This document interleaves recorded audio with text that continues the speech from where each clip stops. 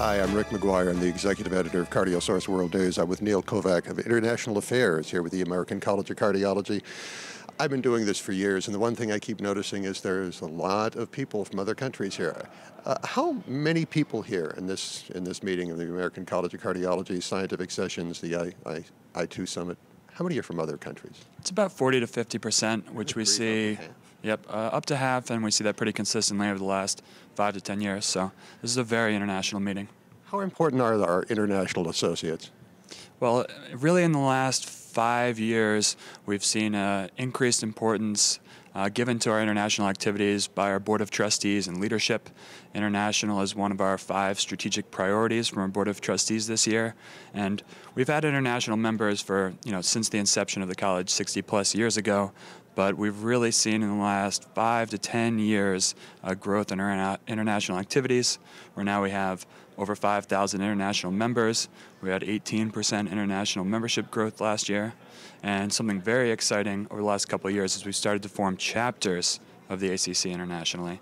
So a chapter is a group of leadership usually associated with the society of the country that gets the blessing of that society to affiliate with the ACC, and it allows our members in different countries around the world to work with us on educational partnerships, joint sessions, quality work, and we've seen that really blossom over the last couple of years, and it's been a great success story for the college. So how many chapters do we have now?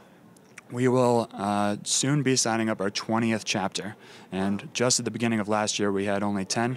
Only 3 years ago we had none. So it's something that societies around the world are very excited about.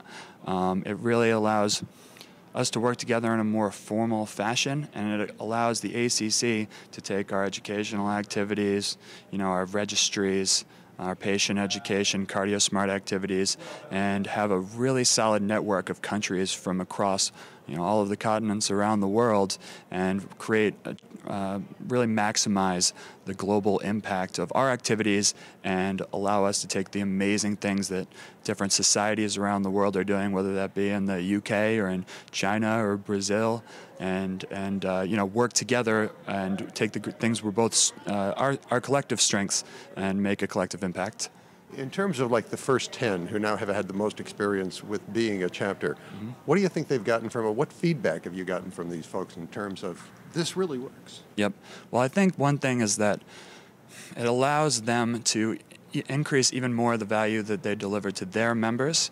And we've taken some, I guess I could point out a couple examples. Brazil is one of our strongest chapters for sure. And this year, actually just on May 19th and 20th, we'll be taking our New York Cardiovascular Symposium that Dr. Valentin Fuster does every year around Christmas in New York. And we'll be bringing that to Sao Paulo in Brazil. Ooh, cool. I was there this last year in New York, and it's really a fun time, and you learn a lot. Dr. Fuster is terrific at pulling together great speakers. He really is. That meeting is over half international, I believe, as well. Yes. And in Brazil, we just met with the Brazilian Society of Cardiology at this meeting. They said that they haven't even done their direct mailings yet. They were anticipating 1,000 cardiologists to attend. They already have 1,500 signed up. So they're thinking there may be 2,000 or 3,000 Brazilian cardiologists and cardiologists from the other countries where we have chapters, Argentina, Chile, and the surrounding countries as well. So that's a great success story and one we're hoping to replicate. Wow, that's really impressive. What's the process if there's a country that thinks, hey, we've got a cardiologist, let's see if we can get a chapter going? Right. What do they do? Well, all you need to have is 20 FACCs in your country, and then really the most important aspect of our international activities is we don't do anything without working in conjunction with the local society. So we just require a letter from the president of the local society that says that they approve the formation of the chapter, and then we send our leadership to that country to formally launch the chapter. And one thing you saw at this meeting, as you see at every meeting, is all of our chapters have joint sessions here at ACC 12. And those are our joint lunchtime sessions. We had 18 of them that ran concurrently this year. I ran from one to one to one, and they were all well attended. It covers all of our learning pathways, and it's the scientific exchange in these sessions is really tremendous.